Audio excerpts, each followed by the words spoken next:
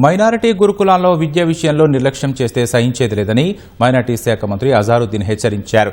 విద్యార్థుల సంక్షేమమే ప్రభుత్వ ప్రథమ ప్రాధాన్యత అని స్పష్టం చేశారు. నిజాయితీగా పనిచేసే వారికి గౌరవం ఉంటుందని తెలిపారు.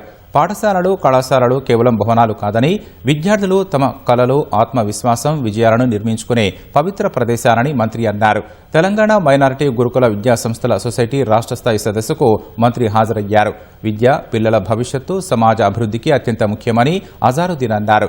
ఇంటర్, జేఈఈ మెయిన్స్ ఫలితాల్లో మైనారిటీ గురుకులాల విద్యార్థులు అద్భుత ఫలితాలు సాధించడం హర్షణీయమని మంత్రి అభినందించారు. మైనారిటీ గురుకులాలు ఇంటర్ మొదటి సంవత్సరంలో 81%, రెండో సంవత్సరంలో 90% ఉత్తీర్ణత సాధించడం పట్ల మంత్రి అభినందించారు. విద్యార్థులు IIT, NIT, medicine, engineering, civil services, ఇతర ఉన్నత రంగాల్లో విజయాన్ని లక్ష్యంగా పెట్టుకుని కష్టపడి పనిచేయాలని ప్రోత్సహించారు.